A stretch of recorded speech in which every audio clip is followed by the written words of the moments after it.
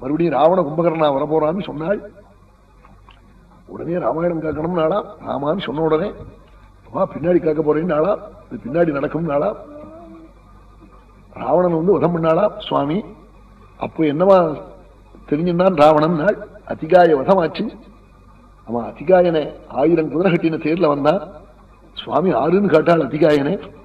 யஸ்யவாஹு சமாஸ்ரித்ய லங்காவசதி நிர்பயான்னா, இந்த பிரபுனுடைய கையை அண்டித்தா லங்க கவலை இல்லாம தூங்குறது.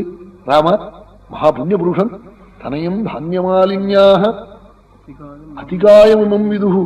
மகான்களுக்கெல்லாம் தெரியும் அதிகாயனை பத்தின்னு சொன்னாலாம் விபீஷணன். சுவாமி அதிகாயனை பார்த்து பூரிச்சு போட்டாள். இப்படி கூட இந்த ராட்சச குலத்துல ஒரு நிலவன் உண்டான்னு. அந்த அதிகாய வசமானதுக்கு அப்புறம் தான் மந்தோதரி கூப்பிட்டா ராவணன். மந்தோதரி ராவண தசரதனுடைய புள்ளேன்னு நினைச்சேனே, தசரதன் புள்ள இல்லடி, வைகுண்டத்திலேருந்து நாராயணன் எனக்கா ஸ்பெஷல் டியூட்டி போட்டுன்னு வந்திருக்கானாலாம். யஸ்ய விக்ரமமாசாத்ய ராட்சசானிதனம் கதா தம் மன்யே ராகவம் வீரம் நாராயண வராமயம். சாட்சாத் நாராயணன் அனாமயன் அழிவில்லாத தெய்வம் எனக்கா வைகுண்டத்திலேருந்து வந்திருக்கான்னு ராவணன் அப்படி சொல்லிவிட்டார். அப்படி சர்வீஸ்வரனே வந்திருக்காள்னு தெரியணும்னு காலில் விழுந்து காட்டாள். ஆஹா நாள் அந்த சனகாதிகளுடைய சாபத்தினால அந்த 2 பயங்களும் திதியினுடைய கர்ப்பத்துல சந்தியா காலத்துல அனுப்பிரவேசம்.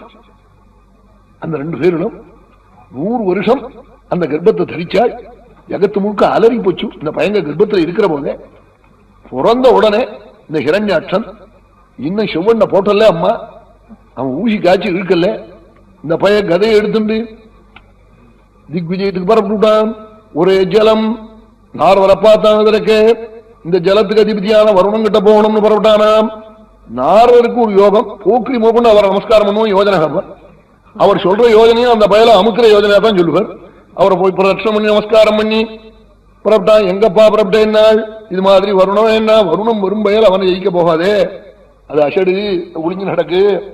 சரியான ஆளுத்தன் நீ வச்ச மூட்டையை தூக்கின்னு போறான் பூமிய.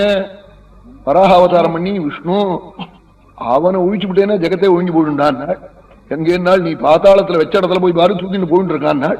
உடனே அந்த பையன் திரும்பி ஓடினா சுவாமி வராக அவதாரம் பண்ணி எடுத்துன்னு வந்துட்டு இருக்கா. அங்க போய் அவனை மாட்டி வச்சு அவனை அழிச்சு விட்டாள் சுவாமி. நாரதர் பண்ணின காரியம் அவனை ஒழி முடியா பண்ணாள். அவனா அந்த பையன் வளர்ந்துட்டு பகவானை காட்டி வராக அவதாரம் பண்ணி சுவாமி அவனை வதம் பண்ணினாள். இந்த சரித்திரத்தை போய் சொன்னாள். ஏன்னா இது வந்து பிரம்மஹத்தி முதற்கொண்டு போகும். ஹிரண்யாட்ச வசத்தை காட்டா அவன் ஹிரண்யாட்ச வசத்தை கேட்டுட்டா பிரம்மவசாதபி திஜாக பிரம்மாளை பார்த்து சூதர் பிரம்மஹத்தி தோஷம் போயிடும். விமுச்சதே பிரம்மவசாதபி திஜா இந்த சரித்திரத்தை சொன்னாலாம். உடனே பூமியை கொண்டு வச்ச உடனே மனு ஜெகத் சிருஷ்டி பண்ண ஆரம்பிச்சாள். அந்த சரித்திரத்தை மைத்ரேயர் விதுரருக்கு சொல்றாள். 3 பொண்ணையும் 2 பிள்ளையும் பெற்றார் அம்மனு. ஆகூதிஹி தேவஹூதிஷ்சா பிரசூதிரிதி விஸ்ருதா ஆகூதிம் ருஜயே பிராதாதி அபிப்ராதிமதீம் ருபா. எங்களை ரொம்ப பேர் வாத்தியமான நினைச்சிட்டு இருக்கா வெளியில. இன்னமே இல்லைன்னு சொல்லிக்கிறது இல்லையா? நாங்க என்ன இப்ப சம்பந்தம் பண்ண போறோமா அவங்ககிட்ட செலுத்தான்னு சொல்றது பெருமை தானே. செலுத்தான்னு சொல்லிட்டு வரோம். எங்காத்து காரியங்களை வந்து பார்த்தானா பிரச்சனை தெரியும் அவனுக்கு. சாப்பிட கூப்பிட்டா கூட பிரச்சனை சாப்பாடா செய்யுமா பயப்படுவாள்னே நாய் ஆகும்னு.